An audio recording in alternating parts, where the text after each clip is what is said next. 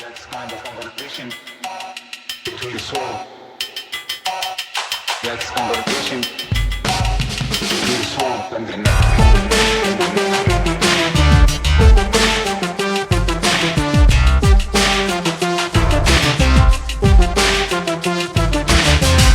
Hello, Prestige heads, and welcome to American Prestige. I'm Danny Bessner, here as always with my friend and comrade, Derek Davison, and we're very excited to welcome to the podcast today, Joel Christensen.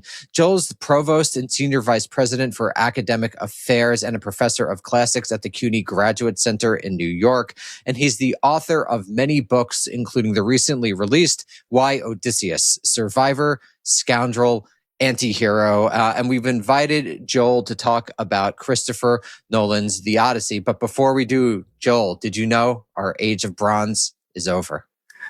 It's collapsing. It's collapsing. It's going the way of the dodo. Going the way of the dodo. So, Joel, people aren't going to be able to read. It's going to be really bad. They're going to have to sing songs about us. Yeah, you know? Well, you won't be able to trust them because who can trust songs? And that's so true, and it's almost like Iron Giants literally killed us. But let's start at the beginning, because I want to talk a little bit about Homer, because I was doing a bit of research on Homer, and I was obviously a knife in this field. Was curious about what is the scholarly consensus, or if there isn't a consensus, what is the scholarly debate about who Homer is? And then just a quick two-finger to that question. I've done a little biblical study in my life, and there's the famous documentary hypothesis where they're, delineating various parts of the text, the J, E, P, and D, and I'm sure there's more once you're actually a scholar. Is that how they do that with Homer, to try to figure out how many Homers there were, or do we think there was one Homer? So I just want to, I'm Homer pilled, so let's talk about Homer. We're going to have to extend the time to get through all this, but I'll try to make it concise. So look, the consensus is basically this. There was a long oral tradition. At some point, that oral tradition made the leap to text. And then that text went through two significant funnels. One was the Hellenistic period, primarily in Alexandria, where editors put it together and basically gave it the form we have now. But then the earliest full texts we have go back to the Byzantine period, to the 9th century CE. So if you look at Wikipedia, they'll say, the Iliad and the Odyssey were composed around the 8th century BCE, which is a nonsense date. But we don't have the full text until almost 2,000 years later. So who Homer was, most of us think that Homer is an idea.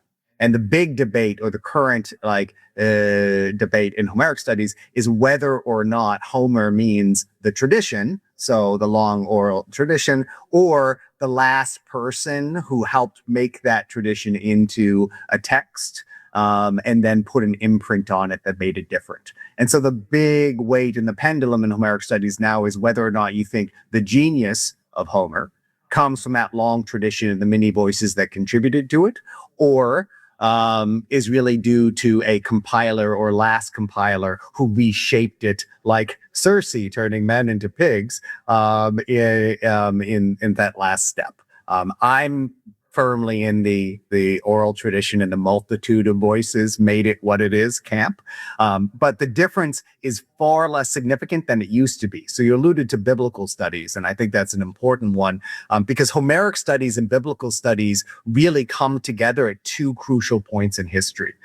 One is in Alexandrian libraries, where the editorial practices that gave us the Old Testament as we have it, and Homer were developed. And the second's actually in post-Renaissance Europe, where you see fascinating things happening, like in England, for example, where Chapman's translation of Homer actually predates the creation of the King James Bible by a couple generations. So to your question about the documentary hypothesis, there are certainly Homerists like the deceased M.L. West, Martin West from Oxford, who thinks that you can peel back different layers from the Homeric epic and find the original one and assign different portions to different poets.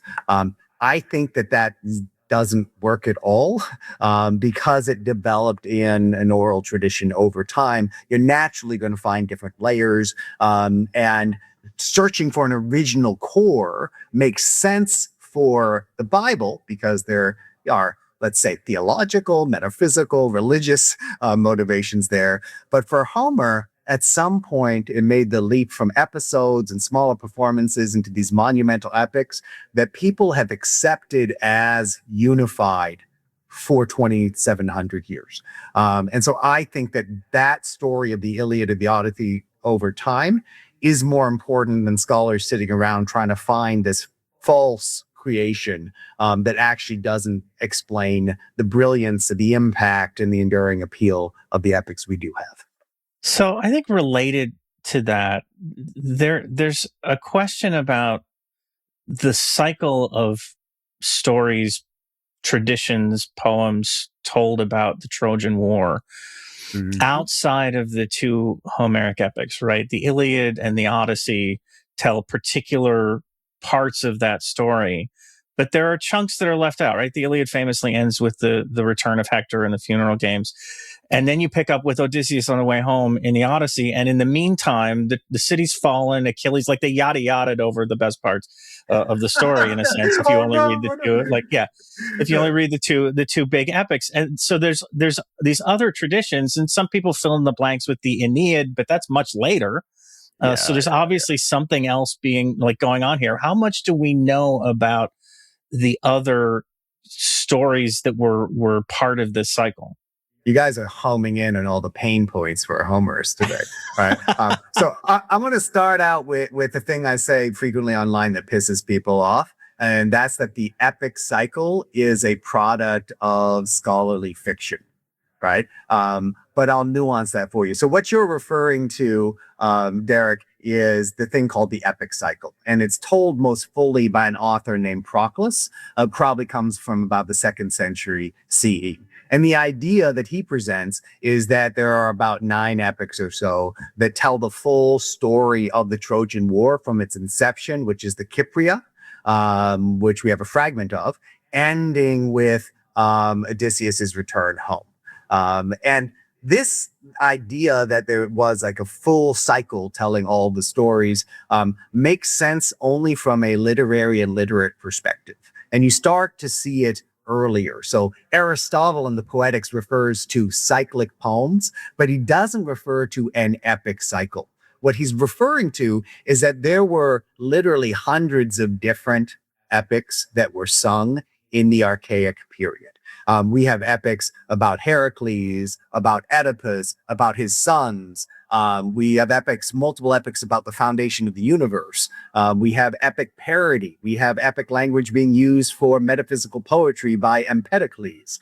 And so what we really find happening, though, is when the Iliad and the Odyssey are taken out of their performance traditions and transferred into different cultural contexts, they're no longer ritual. They're no longer performance. They become text. And scholars who aren't living and embedded in the narrative traditions start to concretize others to tell the whole story. So almost all of our evidence for the epic cycle is preserved in the marginal notes for manuscripts for the Iliad and the Odyssey. And so there's a secondariness to it. Like, we're just selecting this stuff to tell the whole story. But your question points to a far more important theme, which is that Trojan War narratives, Theban War narratives too, but Trojan War narratives had a giant life in the imagination of antiquity. And we can see it in early Greek art. If you look at early Greek art and iconography from the 7th century or so on BCE, what you see is Trojan stories everywhere, but none of them, or very few of them, are actually the stories in the Iliad and the Odyssey. And so one of the things I really try to emphasize to people is that the Iliad and the Odyssey are in a way really odd. They're not always presenting canonical narratives. They're really coming at the end of an oral tradition rather than the beginning. They're at a join between the oral world and the literate. And so we have tons of Greek art that tells the story of, say, Achilles and Troilus, ambushing him before the war. There's so many images of the judgment of Paris, the banquet of Peleus and Thetis, right? The death of Achilles, the Achilles killing Penthesilea, the Amazon queen. Like, these are popular motifs that do not show up in the Iliad and the Odyssey. And at the same time, many of the most popular things in the Iliad and the Odyssey aren't in early Greek iconography. So it's almost as if they're parallel narrative universes. So, building off of that, what do we know from archaeological evidence about the Trojan War? That's question one. And question two, why did this have such resonance in the Mediterranean world of antiquity? All right. So first, a giant caveat, not an archaeologist, but I can answer the question a little bit. So the dominant theme or belief among scholars up into the middle of the 19th century was that the Trojan War was pure myth. Then you had the entrepreneur, amateur archaeologist Heinrich Schliemann, who was audacious enough to go to Greece and dig in the places where Homer said things were and to find things. Right. And then he went to Hasarlik in Turkey, dug down and found multiple layers of destruction, and said, well, the Trojan War must be real. But as a friend of mine quipped online, it's like a future archaeologist digging up New York and saying New York is there, therefore Spider-Man is real. Right. In addition to the archaeology, in addition to the stuff, right? Like the buildings, the evidence accumulated shows intriguing parallels with the culture represented in Homer. In addition, we have tablets, we have letters from Hittite culture that echoes names that we find. Names like Priam, Alexander seem to appear there. The Achaeans do. But when you get to the actual Homeric epics, you get layers of different archaeological information, right? You get Archaic Age, you get Dark Age, you get Late Bronze Age stuff, and you really get this sort of amalgam fantasy of the past. And so what the archaeological record pretty much shows is a quasi-shared culture between monumental palaces in the Peloponnese and the rest of Greece and in Asia Minor, which really shouldn't be surprising, considering that in the classical age as well, we have 12 major Ionic Greek city-states in the coast of Turkey that have close relationships with normal Greece. So I think we have cultural continuity that's clear. We have evidence of some layers of destruction and shared culture between the areas. But there's nothing that says there was a Trojan War, right? And so that's the danger there. You had a second part to that question. The second part was so there's no evidence of a Trojan War, archaeologically at least, for the time being. But why did this idea of a Trojan War have this resonance across the Mediterranean world? So this is a great question, and nobody has a perfect answer, but I have a hobby horse answer that I've developed over years that I'll pitch to you. All right. If you look at evidence from, say, Greek tragedy in the 5th century BCE, and if you look at Greek art prior to then, you get a mixture of mythological motifs. And it's pretty much 1/3 Trojan, 1/3 Theban oriented, and then a third grab bag of who knows what else you're going to get. But what happens during that same period from the 6th century to the 5th century BCE is you see a slow preference emerging for Trojan War narrative. And I think that the reason this is because it also comes up in the first important historians from Greece, Herodotus and Thucydides, is that the Greeks started to become aware of themselves as Greek in opposition to the Persians at the end of the 6th century BCE. So we all know about 300 and the Persian invasion of Greece, but that was in 490 then to 479. 30 years earlier, the Persians were moving into Asia Minor. They're putting some pressure on the Ionian Greek city-states, the 12 of them, and they started getting help from Athens, which prompted the first attack on Athens at the Battle of Marathon from the Persians, and eventually the second one, which destroyed Athens altogether. My basic belief, and you can see this really reflected in Athenian oratory after the 5th century, was that the Greeks developed this idea, this romantic idea that there was a time when the Greeks united against an Eastern foe. And this is an expression of Greekness. And so the Trojan War narrative was already there, and the Iliad was probably already there as well as the Odyssey. But these poems started to be privileged among the nobility and the elite. And everybody started to show preference for them. And so it grew over time. And some of our foundational narratives or creation narratives about the Iliad and the Odyssey accord with this. For instance, the story is that Pisistratus's sons, the tired Pisistratus, his sons, established the performance of Homer in the great Panathenea in Athens, and that this was a watershed moment, not just in the Iliad and the Odyssey. So my basic take is that there are lots of stories possible, but they selected narratives over time as they resonated. That word you used was great, with their own lives. And when I look at the way we choose narratives as well, I mean, it supports that. When I think back, 20 years ago to first Troy and then 300, I think part of the reason, even if it wasn't explicit, part of the implicit reason audiences, especially in the US, identified with those. Right. Yeah. War on Terror, East versus West. And it tells a story about us that we identify with, even if we don't agree with it or understand it.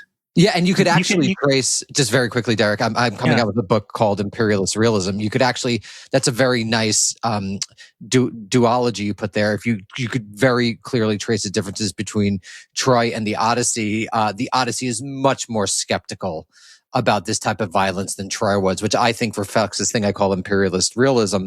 This theory of like this basically disillusionment with empire, but this notion that you still have to do something. And I think the Odyssey is like the perfect expression of imperialist realism. And it's also reflective of the fact that, which is the big addition that Nolan adds, is to me really indicative of American cultural and North Atlantic, obviously he's English, North Atlantic cultural production of the last 15 years, is that there's always like a bad guy out there, right? Like in Game of Thrones, the White Walkers are coming. And that has to be a bad guy. Lord of the Rings thing, like Sauron's out there. In this one, the Sea Peoples, which I'd like to get into the historicity of that as well, are out there. So like, it's funny that you mentioned that. I know Derek was trying to get in, but I just want to say, like, when I walked away from my first viewing of the Odyssey, one of the things I thought about was, did Nolan wake up at night wondering what it was like to be Tony Blair? Like, was that one of his concerns? I mean, absolutely. But the twist, of course, in this one is that the Sea Peoples are not a foreign invading enemy so much. We're the Sea Peoples. I know. But I was just going to add, like, I think that theory really makes a lot of sense, and you can especially see why the Trojan stories would start to take precedence over the Theban story cycle, because that is an uncomfortable thing to tell if you're trying to develop a national consciousness on us versus them. Tell a story about Greek cities going to war with each other, even though that was really probably truer to the Greek experience than everybody banding together. But yeah. I love that you mentioned that, though, because you can see differences from city-state to city-state. So when we talk about a pan-Hellenic culture, which is a term Anthony Snodgrass really coined in the early 70s. People point to Homer and Hesiod, the athletic contests, shared pantheon, and the oracles at Delphi and Delos. Like, these are the things that unite Greece.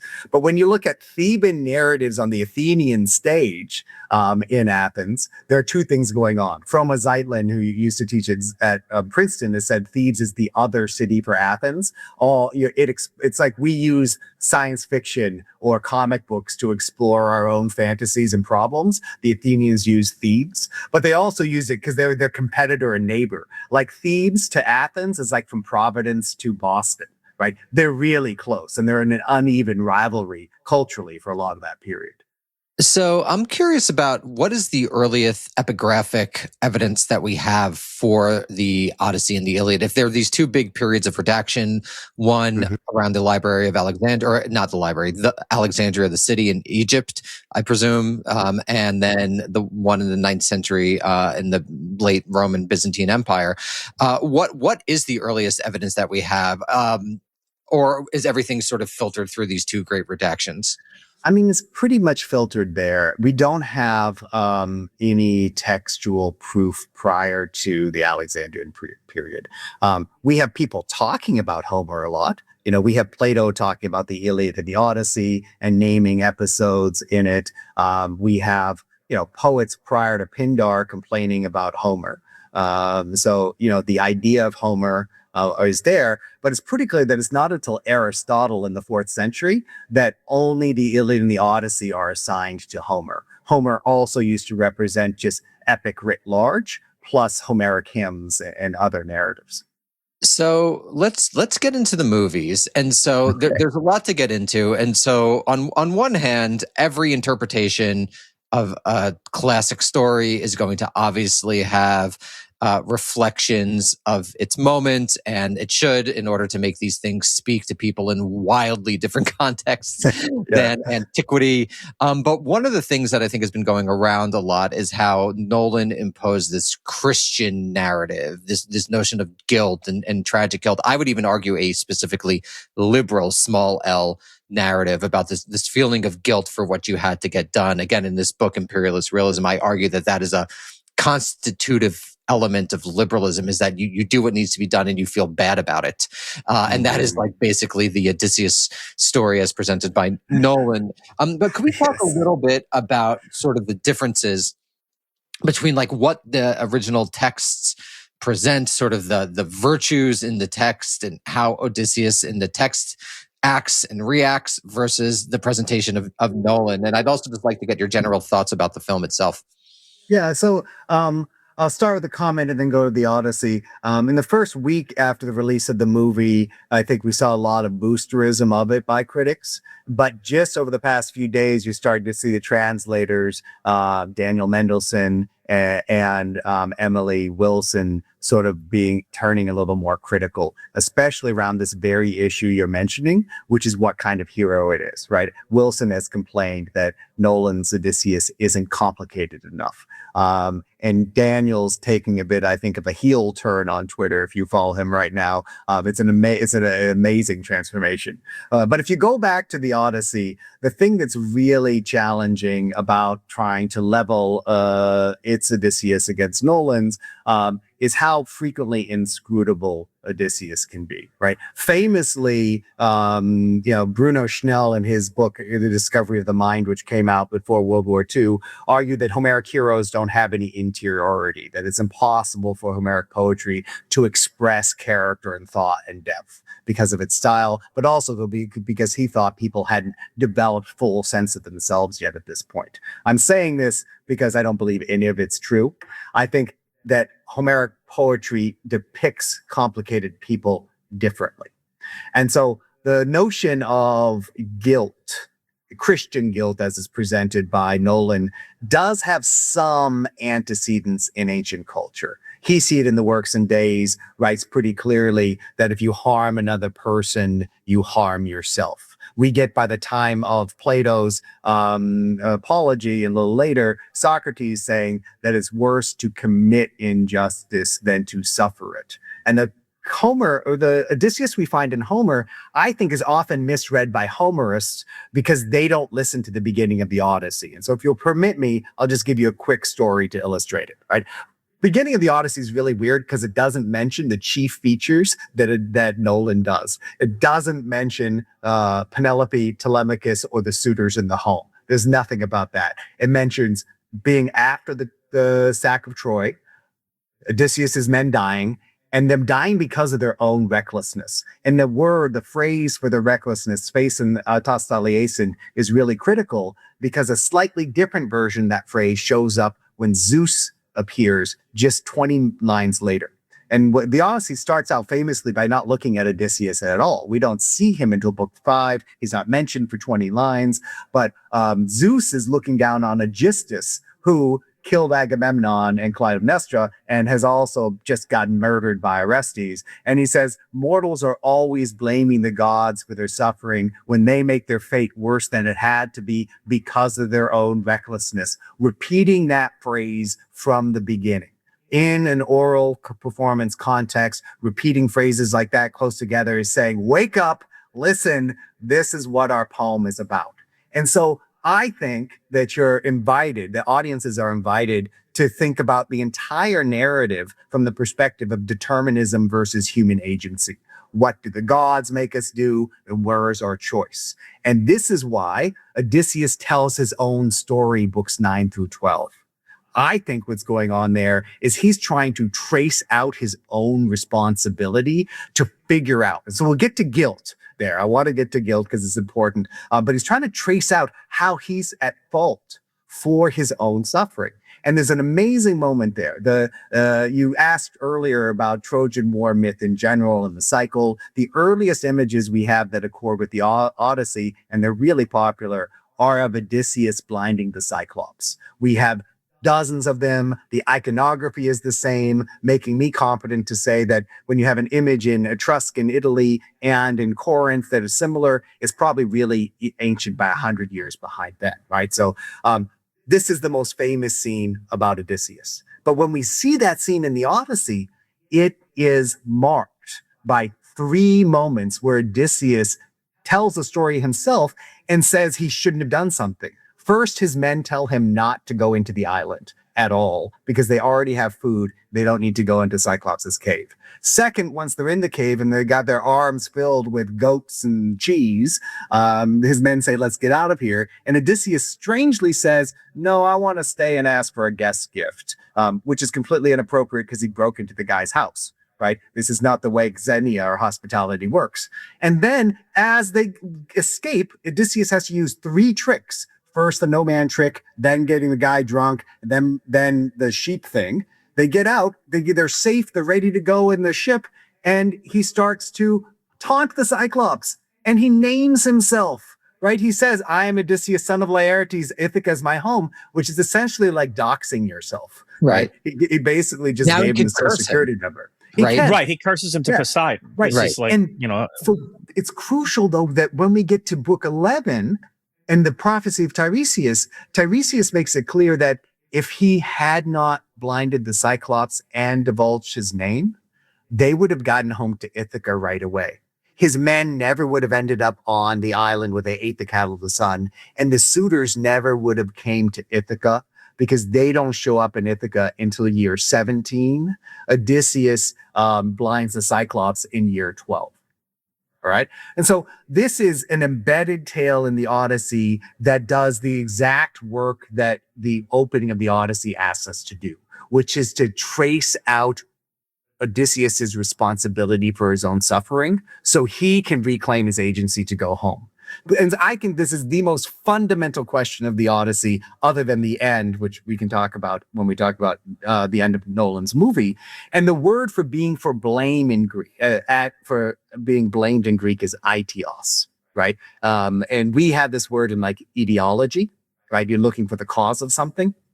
And it shifts over time, right? As all words do in Greek. So the early Greek word hamartia, which means a mistake, it's an archery metaphor, becomes received into Christian culture as sin, which is why if you go to any high school class in the country, they'll still teach you that a tragic hero falls because of a flaw, which is a Christian language when the Greeks just meant a mistake. And so I think from my perspective, the Christian veneer put on it isn't that weird because it's asking us to think about our responsibility to each other and ourselves and how we make our world worse for each other. I think people who read it as a type of Christian guilt rather than just responsibility may be projecting too much, because I think we have textual evidence in the Odyssey of Odysseus feeling bad about what he's done and maybe having some regrets. And the most important evidence of that, I think, is in book 8. 3 songs are sung by the blind bard Demodocus. The first one is about the argument between Achilles and Odysseus that never happens in the Iliad. The second one is about Ares, Aphrodite, and Hephaestus. And the third one Odysseus asks for. It's when he asked the story of the Trojan horse. And after it, he cries. And I always kind of thought that, well, he cries because he's being manipulative. He's trying to get in with his host. But there's an amazing simile right there. And it says that he cries as when a woman looks down from a wall and sees her husband killed by enemies before the city is taken. And so I think the poem acknowledges that Odysseus knows he's done bad things. And he is aware of this as well. In book 23, after he's killed the suitors, he says, let's pretend it's a wedding because anybody would want to come and kill me for what I did to their family. And so the question here is, I think, not one of, did Nolan get it wrong? But how much can we read anachronistically modern emotions into a text that doesn't generally divulge those types of emotions? Sorry for the very long answer there. No, that's but great. No, that's really good. Yeah, maybe we could talk a little bit about Odysseus as a character in Greek mythology. I'm especially interested in Odysseus being a major Greek hero, like on a par with Achilles, Heracles, who is not a demigod. He's fully human. Right. Is there anything like to explore there? I guess is my question, and just generally, like what are we supposed to take away from the character of Odysseus? Because he has a dark side in several stories that doesn't come through in the movie. And I'm not talking about like whether he feels guilt or PTSD over the war, but like, he's involved in like offing people who piss him off. Like he does some shady stuff in the stories. He's the shadiest, right? No, but I think you phrased the question just right, because how do we go from Heracles to Achilles to Odysseus? And this also connects to the whole Bronze Age collapse that we talked about, if you're willing to entertain this. All right, Yeah, so the definitely. first thing is the beginning of the Odyssey. The first line of the Odyssey is Andra moi enapa musa polutropon hos malapala. The first word is Andra. This means man as in human being. So from the beginning of the poem, it separates itself from the beginning of the Odyssey, which starts Manon, which is about divine wrath. The only person other than the gods who has divine wrath in the mythical tradition. Separates itself from the Iliad, I assume you Absolutely, meant. yeah, from the Iliad. Separates itself from the Iliad. And it's actually part of a story tradition whose intention is ending the race of heroes. Earlier, when you asked about the epic cycle, I mentioned the Kypria. The Kypria fragment that we have is fragment 1, and it says that Zeus created the Trojan War to relieve the earth of the burden of the race of heroes. And this is echoed as well in Hesiod's Works and Days, which says that the race of heroes was ended by the Trojan War and the wars around Thebes. And so I think self-consciously on a generational level there, we are ending the race of heroes through these wars, and Odysseus is the last in the entry because he's mortal. And you see this in a couple different places. Hesiod's Theogony, which creates the world through biological reproduction, ends with Odysseus and his children with the nymphs Calypso and Circe. And we also then find Odysseus at the end of his own catalogs in book 11, where he lists the heroines and the heroes, and the first hero's mother is his own, and the last hero to mention is him, because Heracles looks at him and is like, you're just like me, right? But the difference as well is in his traditional epithet Polymatus. Right? When people talk about the distinction between Achilles and Odysseus, they talk about Achilles as a figure of BA or force, like he has raw physical power, and Odysseus is a figure of cleverness, of Matus. And the reason he is sketchy and shady and a murderer is he is an ends justifies the means person. I think in the Odyssey, he's supposed to be a cipher for people in real life. We are supposed to be thinking about what it costs to survive. We're supposed to be thinking about what you have to do when the gods aren't necessarily taking care of you, when you have your own wits only at your disposal. And so Odysseus isn't a positive or negative character, right? He is a place for us to think about what it means to live and survive and how much it costs us. So how do you put that in context of what Nolan did, having seen the movie? Well, I got to tell you, my wife had to restrain me a few times during the movie.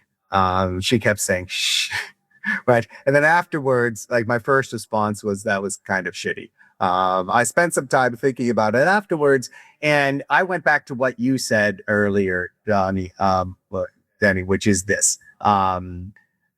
or you're absolutely correct on, we get the heroes who reflect us, right? They are vehicles for our time and place. And you can, I think, really do a through line through the heroes in Nolan's movies where they are big, strong people capable of a lot, but at the end, they've got good hearts and they know they've done wrong and they kind of regret it and they'll do better later. So your take, as my take, I've been saying in my head, sort of Obama era neoliberalism, as the movie, you can call it just small liberalism. But I think in part what we get is also a reflection of where our reception of Odysseus has been going for about 25 or 30 years. So for me, the watershed moment, at least in Homeric studies, is a publication of Jonathan Shea's Achilles in Vietnam, and then the follow-up piece, Odysseus in America, where he really emphasized that we can talk about veterans' experiences in wars through the vehicles of the Iliad and the Odyssey. He didn't say in a positivistic way, I think that Achilles and Odysseus were characters going through this. What he said was, it's really useful to use the stages and the characters and the literature to work with veterans to help them talk through their experiences. Right. And so I'm guilty of it myself. I mean, my first book on the Odyssey really dives into psychology in the Odyssey, mainly not veterans, but other ways it reflects the human mind. But if you think back to 2 years ago, The Return, Ralph Fiennes's Odysseus is definitely a traumatized warrior. Right. He's coming home. He's brutalized. He doesn't talk very much. And so I think one thing we have, so the two major trends we have then is Odysseus as reflecting our different understanding of what violence abroad does to people. And then Odysseus as a wife guy, because that's something, I mean, the romance, he wants to get back to his wife in the Odyssey, but romance, the way we talk about it, didn't exist then. Right. And that's just, those two things are really pushing him to be this guy who's likable, because I mean, you can't have Anne Hathaway go off into the sunset with someone who's a dirtbag. Right? Like he's got to have something redeemable. Who slept with other women, as Odysseus did in his time, to say the least. Yeah. Right. I was just saying, does any audience member believe that that you can spend 7 years on an island with Charlize Theron and right? stay I mean, chaste? you're suspending disbelief, but I mean, he is like in the epic, he's being held captive by Calypso. In the story, he's like getting high on Lotus. It's not really clear he's being held captive, but the PTSD or the feelings about, do I really want to, am I really able to go home? Like this guilt that he's feeling maybe leads him to just stay there and get high, because that's a nice interlude. And that's classic sort of Jonathan Shea. Like he talks about stages. He classifies that as drug use among veterans as off-task coping. Right. Mm-hmm. Which is combined with rumination. And so that's really every scene on Calypso's island is off-task coping with rumination until finally we get to the truth. What he really omits on this subject, I mean, he completely omits Odysseus shacking up with Circe, which I understand because to some degree, I guess narratively, it may seem repetitive. It also really makes Odysseus out to be a hound, right? So that's not the image that you want to portray. But I love when he does it in Homer. There's that great scene where she's just turned his men into pigs. She doesn't get him and immediately falls in love with him and wants to take him to bed. And he says basically how could you possibly think I want to go to bed with you after you just turned my men into pigs? But if you promise not to do magic, okay, then we can hook up. It's just such a funny scene. I don't think it would have been consistent with this Odysseus to do it. Well, and I mean, again, that's different cultural values. I mean, part of what Odysseus was in the ancient world was like Heracles, a traveling inseminator. We have something like 22 different names for Odysseus's children that he left all around the Mediterranean. And this is a vehicle for him, for local populations to be able to write themselves into the bigger mythical tradition. And you're also really smart there, Derek. I don't know if you know this, but analytic scholars, Germans, especially in the 19th, 20th centuries, were convinced that Circe and Calypso were doublets. And in the original Odyssey, you only had one of them. Okay. But if we want to think about him changing and maturing as a character in the Odyssey, note he does not sleep with Nausicaa. even Right. though he's set up for sort of a perfect rendezvous Right. with a young princess. I think it would make sense now to talk about Penelope and Telemachus or Telemachus. I've heard both, and what their function is in the texts and how the function has changed in Nolan. And then, of course, to talk about what that reflects about the different context between antiquity and today. I have to say, the only part that really took me out of the movie was Tom Holland, who's clearly not 15, using the word dad over and over again. And not because of the word dad, it's just he looks 30 because he's 30. Yeah. And so I don't think he looked as young as Telemachus was supposed to like be. But yeah, I'd love to hear your take. It was really the suggestion that he was like on the verge of being too young to take the throne He just looks on too his old. own right. And like, no, Yeah. dude, like you're a grown man. Like Well, I think that's part of that. not a problem. All right, let's divide. Let's just talk about Telemachus, and then we'll get to Penelope. So with Telemachus, I don't hate Holland's Telemachus as much as other people, and I think part of the reason is that Telemachus in the Odyssey is a real schlub. He's kind of useless. Like he shows up, and the narrative actually says that he's sitting there waiting for his dad to come home to fix all his problems. And Athena, as mentor, really needs to push him around to get him to do something.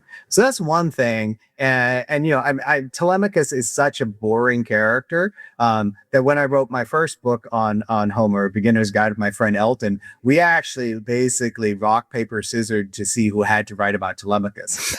We're like, I can't handle this, right? But yeah. But look, if we're imagining that the Greeks even worried about this, Telemachus was something like 20 years old at the beginning of the Odyssey. In the Greek poetry tradition, you don't become a man until you get married. And according to Solon, you do that around age 30.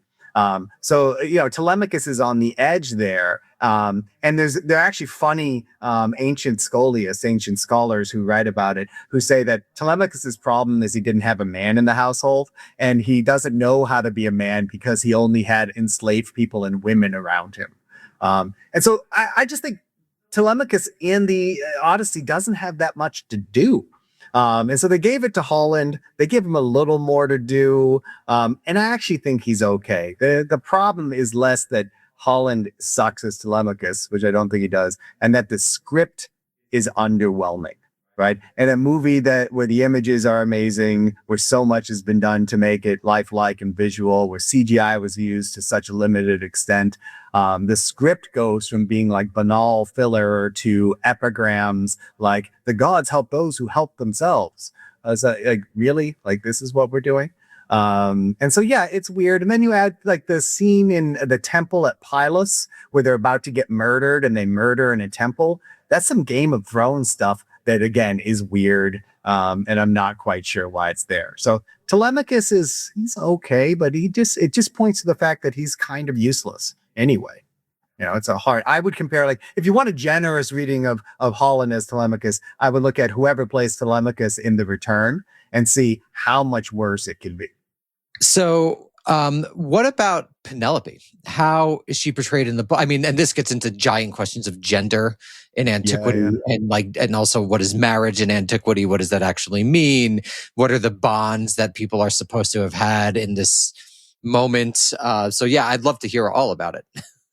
So, I mean, Penelope in the Odyssey has received various treatments over time. Like, for the longest time, you could say, well, this is an idealized woman and not much more. A series of books by women came out in the late 80s, early 90s, Sheila Murnahan's work, and then eventually Lillian Doherty's work and Nancy Felson's, that really showed that Penelope is one of the more complex characters in the epic. And she's complicated in a way because we are used to reading male characters. She can't be powerful in the same way. She can't exercise agency in the same way because of structural restraints on gender. And she can't reveal her mind because she's actually in a really dangerous position. A friend of mine, I don't have, I guess, permission to name on this, wrote to me that she's really disturbed about the way people are talking about women in the Odyssey because there's a parallelism between Circe and Penelope, which is that they're both besieged by men who may rape them. and that men who critique the Odyssey and write about it don't understand what that fear is like.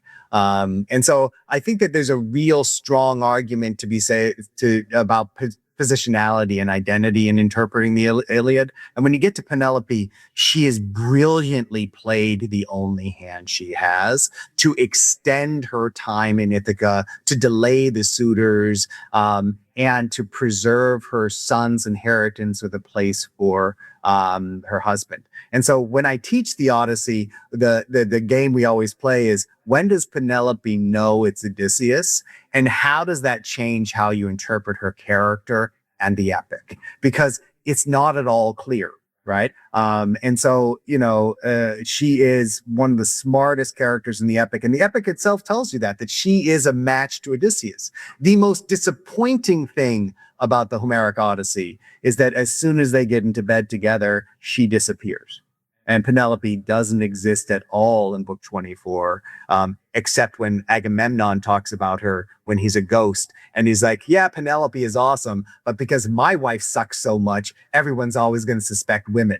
And then that's the last word on women in the Odyssey. If we're thinking about Hathaway's Penelope, I don't quite think she's coherent. I don't criticize Hathaway. I think she did a great job. But when she gets all worried about about Telemachus taking the kingdom from her and her not getting to rule, that just didn't make any sense to me at all. I did like how fast she called for the archery contest. I feel like, Enola made a bold move. She gets it right away. And she's like, I'm taking advantage of this moment. It's perfect. It's such a perfect depiction of Agamemnon to be like, can you believe my crazy ass wife killed me just because I sacrificed our daughter? Like, come on, man. What a nutty broad. Like, what a lunatic. Just perfect Agamemnon there. Yeah. Well, don't forget, this is the guy who, in order to defend his decision to bring a plague on all the Achaeans, is like, look, I really like this girl. She's better looking than my wife. Her handiwork is better as well. So why can't I keep her? This is perhaps a naive question, but what is the choice to make it Odysseus and not Agamemnon? Was there a similar epic about Agamemnon that just didn't survive?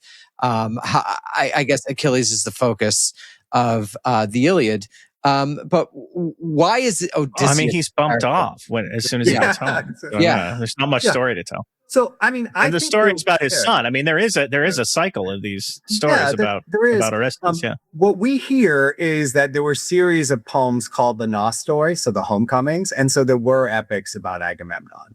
But what had ever happened to develop over the narrative traditions over time, Agamemnon was always more of a foil, and Odysseus and Achilles developed as the hero of strength and the hero of intelligence. But Agamemnon hangs over the Odyssey like a dark cloud, right? And the Orestes theme in general, it's brought up in book 1, it's brought up in books 3 and 4. It's brought up when Agamemnon comes home, and again in book 24, which would lead me to go with you guys thinking that story was everywhere. But it is it's the bad homecoming against which Odysseus's positive homecoming is built. Two things it's interesting. This is an aside, but the Agamemnon in the Iliad is not portrayed as a bad guy, but he's definitely slotted into the bad guy role in modern retellings of these myths. He gets a passage. He gets one of the, is it Aristeia? I can't remember the Greek word for it, where he's pumped up as being a great warrior. And he gets one of those in the Iliad, and he does things, as a king that are cruel and, vicious, but it's not a uniformly negative appeal. But if you look at Wolfgang Petersen's movie, Troy, or this movie, it's just a very uniformly negative portrayal. I know in my notes when I was watching the film, as soon as someone said, oh, it's real, Agamemnon's concerned about the trade routes, I wrote, it's not 2004. But you're absolutely right. Right. No, in Plato's Republic, one of the reasons Socrates says, oh, I don't want people to hear the story of the Iliad, is not because Agamemnon is bad, but because people will think it's okay to be insubordinate to your commander in chief. right? So I think that Agamemnon is a dynamic character in the Iliad. At times, he's really almost sweet. Like when his brother gets wounded, when Menelaus gets wounded, like Agamemnon freaks out. He's compared, right? He just totally loses his mind, and he's sort of emotionally volatile at the beginning, like in book 2, when Zeus sends him a false dream that tells him he's going to win the war that day. He gathers all his captains together. He's like, "All right, we're going to win the war today, but first, I'm going to test the men and tell them I want to go home." Like he completely misreads the situation, and everybody really wants to go home. And then the most interesting thing is, there's no divine reason, there's no fated reason that he refuses Chryses to give back his daughter. Like he just makes a bad choice. He's like, no, I like her, I'm going to keep her, screw off. Right. So he's a weird guy, but he has much more depth, I think you're right, than he gets in Troy. And as Darth Vader in Nolan's movie, there's no depth there at all. His black armor swallows everything into it. So we have to talk about monsters. So first of all, between Scylla and Charybdis doesn't make sense because obviously Scylla is the better choice because then you lose 6 as opposed to the whole thing. So that idiom doesn't make any sense. But could we talk a little bit about monsters in antiquity and like what is this doing that basically you have this episodic story? This is the most, if people know the Odyssey, they know the Cyclops, they know the Sirens, and they know Scylla and Charybdis, and maybe not Scylla and Charybdis. So can we talk about like what are these monsters doing? I mean, they're all metaphors. Is that how it was used, or is that how it became?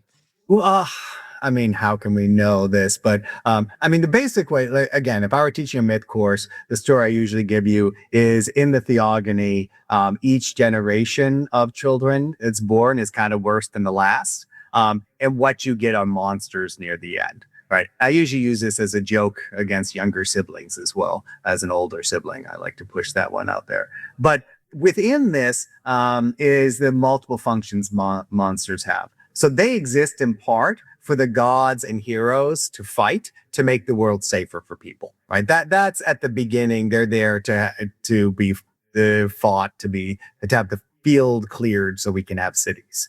But when you get them in the Odyssey, they also reflect anxieties about the larger geographical world. So in Odysseus's journeys, it's not just his journeys, right? The story is actually also repackaging motifs from Jason and the Argonauts, from the travels of Heracles, from other narrative traditions like that, to bring it together to explore how frightening the outside world is.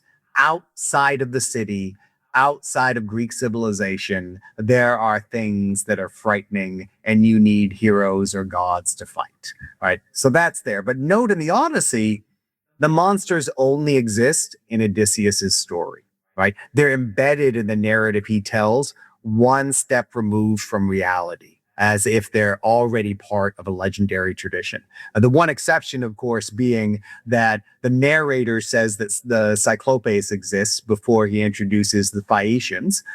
And we do see Odysseus on the island of Ogygia with Calypso. Right, so there's some like monstrosity there, but all the monsters are in there, and it is episodic, right? It's like a pattern of 3 episodes 4 times. Each one, the final one is the most amazing of the group. And so, obviously Nolan's not going to do that 9 times in the movie. But I think one of the questions should be, do the monsters in Nolan's movie have an analogous function to what they do in the Odyssey? Do they? I don't think they do. So let me talk. So Derek, you want to get in before? Yeah, I feel like there's more coherence to what the monsters are meant to be in Homer than there is in the movie, right? The monsters in Homer all feel like some aspect of either a pre-civilizational society, like, herding sheep in the middle of the forest with living in a cave, or cannibals, the Laestrygonians, or, people who have chosen to live outside of a city, outside of civilization, and reject those norms. And then you're running into them and they're scary and they're unknown. Here, he's trying to do something else, which I think in part is to make the Greeks out to be the ones who are violating like Xenia by barging in on all these people's homes and stealing their cheese or stealing their, like, barging into Cersei's home, for example. But then you have his depiction of the Lystrigonians, which is just weird to me because they're obviously meant to be like medieval knights. And that's the way they're garbed, and they're not cannibals. So it's almost like a warning about like the fall of the fall of the Bronze Age that they keep talking about and like what's coming next. But I don't know. It just feels sort of incoherent in that sense. Like they hang together better to me in the original. I'm going to agree with you on that, and I may actually make it worse. Right. So part of it is that weird kind of unexplained bit where they're about to leave Troy, and Odysseus is like, "Everyone's going that way. We're going to go this way." Right. And it's just like a choice. You're like, "Okay, I guess you're going that way." So part of it is, is this Odysseus's bad decision that led to his suffering? Should we understand that? But then I think you're absolutely right. Or is it like the way just to briefly comment on that. The way I interpreted that is this is his decision. This is the decision of somebody who subconsciously doesn't want to go home because of all the things that he's feeling bad about. So he doesn't want to go home. That works. He's gonna go the long way around and see what happens, basically. And so if we use that as the unifying device of that section, it's here are all the reasons why home is better, right? But I think your summary is well of what it does in Homer's Odyssey, I think is important to bring, because you're absolutely right that Odysseus's journeys is supposed to reinforce what it means to be civilized and to live in a Greek home, right? And so that's not working at all in Nolan's Odyssey for a few reasons. One, the Cyclops is almost nonverbal. Right.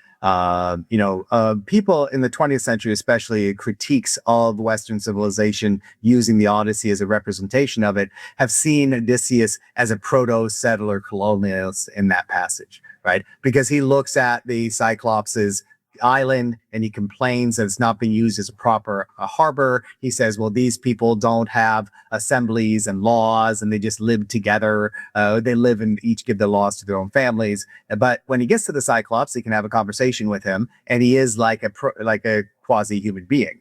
The Cyclops in Nolan's Odyssey is not. Like, he at the end will speak, but just barely. And it's almost a joke. And then the Lystrigonians as well, I don't get it, right? I mean, the first people they hit, the Cacones, like they speak Greek or something, and they warn them, and then they go among the Lystrigonians. Maybe the Lystrigonians are inspired by giants, perhaps. But I think the only sense I could bring to it is the weird way that the movie starts, which we haven't mentioned yet, which is a black screen, in quotes, a time of apparent magic, right? Like, why do we need that beginning? Like, what does that actually do except for mark the whole film as part of an earlier age? And so in this earlier age, out in the world, there are all these terrifying things. Well, I think that's iron. Like, I think that was the whole thing. So this might actually make sense because, like, I think what that was doing was foreshadowing this notion of collapse, because the giants wore iron medieval outfits. So I read that as like they're the future. Like that you're going to have these iron weapons that will be able to destroy bronze.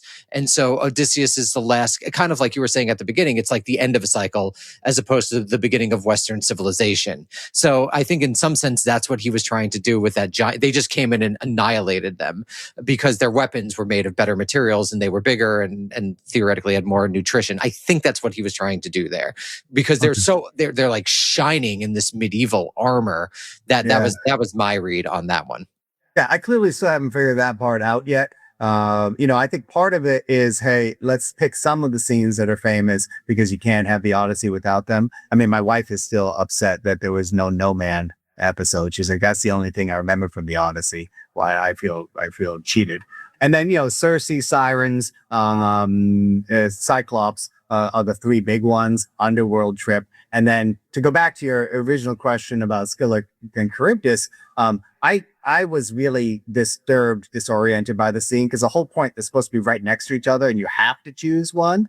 And in that version, in Nolan's version, he has to get through both of them, like to do some fancy sailing or rowing to get through Charybdis, and then oh no, here we're gonna have our men eaten by Scylla. What happens in the actual Odyssey is Circe advises Odysseus not to try to fight Scylla, right? He doesn't tell his men about her, but as they are coming near her cave, he puts on his armor and takes out his sword, and acts as if he's going to fight her. And then 6 of his men are dead, and then they keep sailing on. So let's make the right wing mad. Let's talk about the multiracial casting and also Elliot Page's Sinon character. And also related to, I think, Sinon is the lack of Achilles has become sort of fused. So I'd love to hear your thoughts on that. Obviously, I think great to all. We are a multiracial, pro-trans podcast. But I'm curious within the context of the story. Well, so I'm pro, but I actually don't think the movie does what people think it does with its casting. And so let me talk about the general thing first, and then specific to Helen and Elliot Page. So with the multiracial casting in the crew, I'm forgetting the name of the actor. I feel bad, but the one who plays Eurylochus is a South Asian actor, and I know especially white nationalists online are freaking out about it. But I think it's very realistic at some level that there would be a multiracial or crews that look different in ancient Greece. I'm not troubled by that. Also, it's a fantasy for the present, and we live in a multiracial world, right? And so that didn't really disturb me. What actually bothered me about it was that most of the non-white casting is women, and the women get a really circumscribed role. Helen in this movie is mutilated, which is really weird, and I'm still trying to figure out the logic for it. And then when Lupita's playing her twin sister Clytemnestra, she's a murderess and has a great scene, but it's just so small, and they are both married to white men that I wonder how much it reflects a weird type of racial hierarchy rather than an inclusive sort of race blind future that the right is afraid of. So that's one thing. I walked away feeling uncomfortable with it. And full disclosure, my wife's Indian, and she agreed. She was like, it was a little weird. Not quite sure what to make of it. And so that goes back to sort of like the movie as a neoliberal reception of the past, right? It's sort of the Obama era. Let's do some tokenizing and have some representation without changing the whole structure. And so in this, I think, I don't think the umbrage from the right is at all justified, because it's kind of silly. If anything, it reinscribes racial dynamics.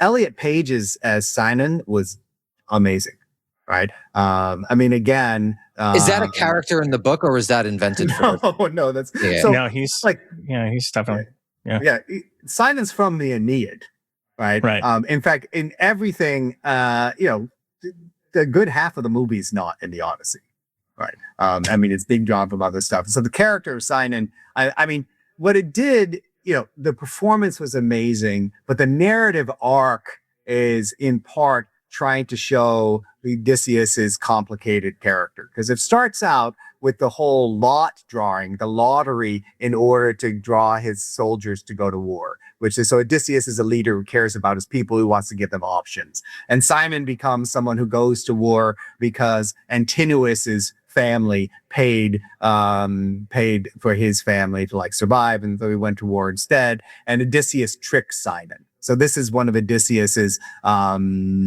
guilt moments, because when they go to the world of the dead and Sinon comes, Sinon says something like, I'm the only one you lied to, right? You lied to, right? You never told me the truth. And Odysseus says, I had to, for you to believe it. Right. But I think which diverges from the Aeneid, right? Because Sinon knows in the Aeneid that he's lying to the Trojans about what this is. He's fully aware of that and does it, volunteers to do it. So that's intended to heap more sin on Odysseus for absolutely what he's done. And leaning into that ends justifies the means thing, right? And it's all part of that effect. I mean, I don't know how Nolan and his writing team got to the point where we need Simon, and Paige is going to be a great one. But I went into the movie thinking, all right, this scene is something that I'm going to be looking for. And I actually thought the whole Trojan horse sequence was innovative and exciting. I thought it was really interesting. You're actually thinking physically about the people in the horse, what it would be like, how long they waited there. I thought that worked really well. But the other question you asked was about Achilles not being there, right? I mean, the whole like communing with the dead sequence was a little weird to me.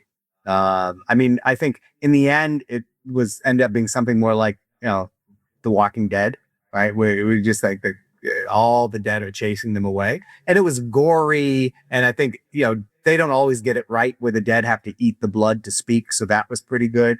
But part of the function of the Nequia in the Odyssey is to get people like Achilles to comment on the world of the Iliad and Odysseus's world. And so when Achilles shows up first time in the Odyssey, he says famously, "Don't lie to me about death, Odysseus. I would rather be a slave to a dirt farmer than prince of the dead."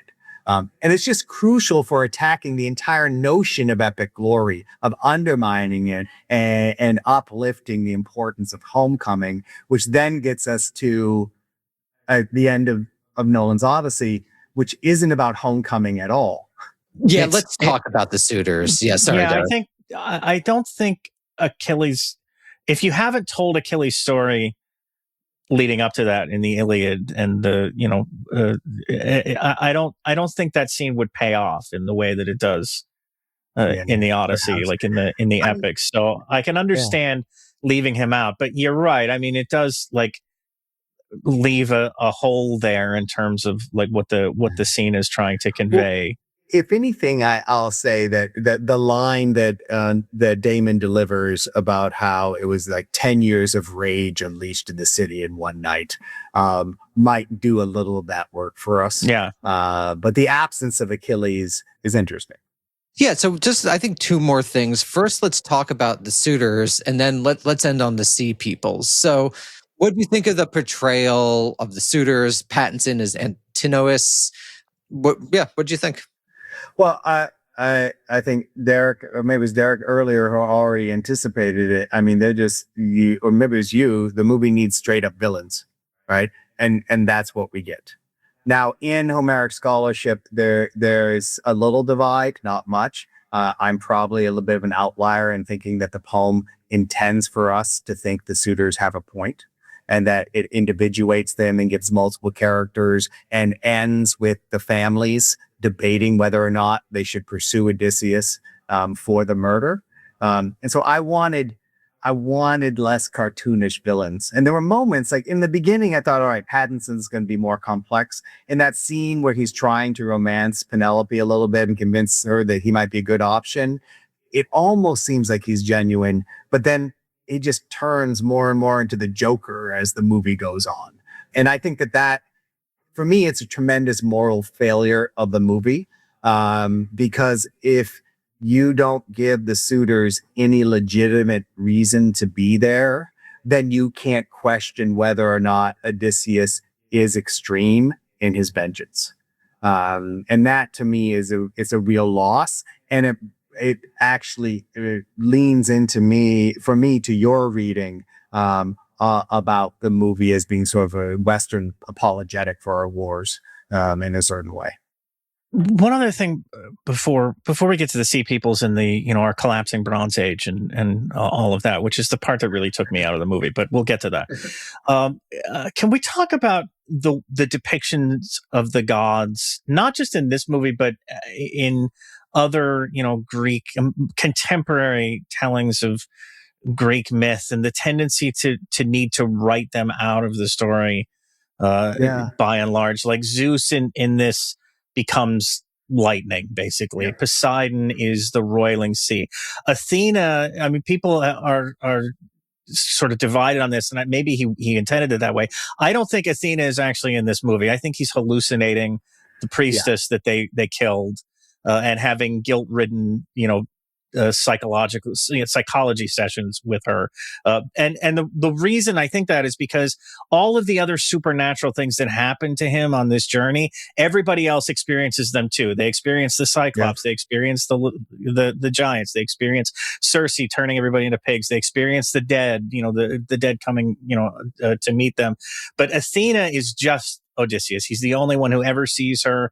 He's the only one who ever interacts with her. She doesn't do, the things that she does in the epic. She doesn't go off and impersonate Mentor to, go with Telemachus and have adventures with him. She has no agency outside of this, the interactions that she has with Odysseus. So I think that's a hallucination on his part. So there really aren't, if that's the case, there aren't really any gods as such in this film. And I don't know. That's a choice to make, I guess, but it does things to your ability to tell the story. I'm curious what you made of that.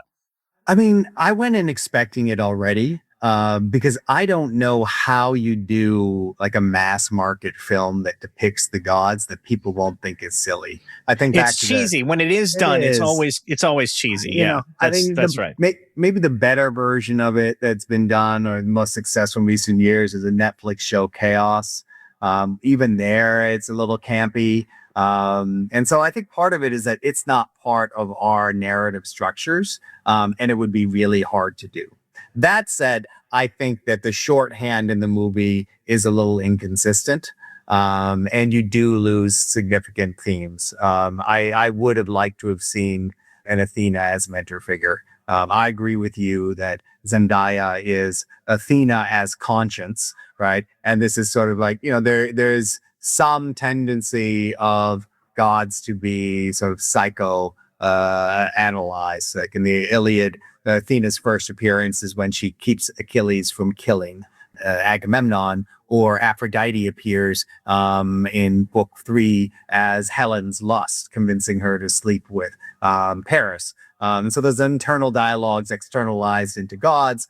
You could go that way, but I think it is a feature of audience expectations and a lack of, let's say, creativity to get it done in a way. Because I mean, that was Denby's critique in the New Yorker, right? That the gods aren't there at all. And I think the only option is to make them more present in human conversation and in practice, which they do poorly by just mentioning Zeus's law 8 times, the way they keep mentioning the Bronze Age collapse and the sea peoples.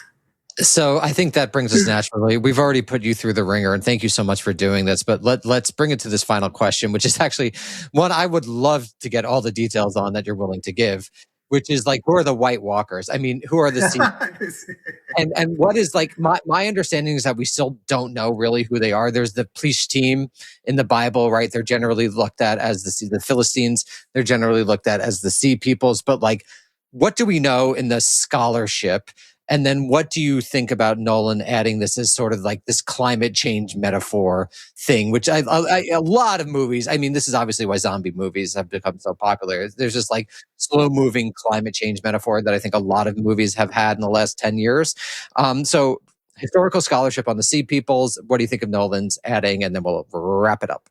Well, I think the best popular book about this is Eric Klein's book about the collapse of civilization. And, I think the best consensus now is that there, whether it's a mini ice age or something that happened that created a system crash in food and trade in the Black Sea and area that created waves of migration and population shifts. And so I don't think anybody believes anymore that there was one ethnic group, but rather there was a series of movements and migrations that caused the fragile civilizational ecosystem to collapse. And so you're right, we not just in biblical term, we have Egyptian evidence, we have Hittite evidence for this, but it's a slow moving aggregate system crash rather than, hey, this is like the Huns arriving or something like that, right? So it took a while for it to happen. And so the second thing about it being in the movie, And so when I wrote about this first, I think part of it is about general anxiety about apocalypse and the end of time. I think climate change is definitely there as well. But it also made me think of the end of the movie Don't Look Up, where everyone's going to die except like some elite coterie gets in the spaceship and goes away. And I also think there's an echo there for like the billionaire class and their bunkers. I think that everyone in Silicon Valley has accepted that climate change is coming. And they just don't care about accelerating it with data centers because they don't think we can do anything about it. That's my future pessimistic view. And so when I see sort of the end of the Bronze Age and the Odyssey appealing to us, I think it is about general apocalyptic concern, right? We live at a time where we know too much about all the terrible things going on in the world, and we have no agency about it. And so apocalyptic narratives are really attractive to us. And so why the Sea Peoples? I mean, I'll give you a generous answer and then a less generous one. The generous one is that Greek myth was never static. It was always integrating new science, new belief, new history into a larger picture to tell a story of the whole universe. And so you get layers of what we consider history and myth put together in a coherent narrative that audiences more or less believed in. I think what Nolan is experimenting with here is combining our knowledge of history and myth to create a fantasy of the past that in some way reflects the concerns of the present. And then he also does that twist where he's like, well, you know what? The Sea Peoples are the Greeks. They're the ones who are ruining themselves, just like we are ruining ourselves. Right. It's their betrayal of Xenia and Zeus's law that has brought this collapse. This is like my nitpick with this is, I mean, it is kind of a nitpick. It's with the way that it's written, like Odysseus, like somebody time traveled and handed Odysseus a copy of like a textbook on ancient Greece, and he read it and he's like, well, people aren't going to be able to write for a few hundred years, so I guess what? Come on, like what are you doing, man? Like that's a little bit too much. Well, it's not like, I mean, again, like the concern, look, part of what makes the movie really work is that Nolan and his screenwriters realized that people wouldn't know lots of elements of the story. So they start with flashbacks and they tell the story together and they give any audience exactly what they need to enjoy this tale. Right. But for those of us who've heard Sea Peoples before, the first time I heard of it, I chuckled. By the sixth repetition of that, I was wondering like, no, but like, when they talked to Menelaus about it, if I'm remembering correctly, he's like, yeah, it's the end of time. Let's go hunt some boars, right? Or Penelope is like, yeah, I've heard it's getting rough out there. Like, okay, so then we'll go to the West. And it's that going to the West. Right. So can we talk about the ending and how it's different from what happens in the Odyssey itself? And like, I was joking with Derek. It's like in our age of gerontocracy, it's kind of funny that the old guy decided to give up his throne. That doesn't happen. That's the most fantastical element of the movie, more than the monsters. But he gives up the throne to leave the horror of the Sea Peoples to his son. Right. Exactly. Right. Society's collapsing. Like, good luck, Junior. So I say the boomer metaphor. I take it back. Yeah, I know you were. Your mom and I are off to Cancun. Like, take it easy. I know you were already signaling that you want to wrap up, but I do want to talk about the end. That was for you. Right. We're good to go. Okay, I feel bad for you, man. Because here's a fundamental thing that people never talk about, which is the end of the Homeric Odyssey. And I just want to summarize it quickly before we talk about the end here, because The Return also ignores book 24 of the Odyssey. Epic the Musical does. Oh Brother, Where Art Thou does. But basically what happens in book 24 is the suitors' families split. Half of them decide they want to prosecute Odysseus for murdering their loved ones. And they go, and Laertes, Odysseus' father, kills one of them. And then Athena and Zeus have a conversation. They're like, what do we do? And Zeus says, make the suitors' families forget about their loved ones and then let them all live together as people again, with Odysseus as king, and let wealth and peace be enough. So it is it is, I think, the most fundamental political question for the modern age, because what it asks us is, how do you live with a government that's murdered your loved ones? How do you live with neighbors who've murdered your loved ones? How do you make peace when people have taken everything from you? And the answer the Odyssey gives you is the only thing you can do is to erase your memory of that harm.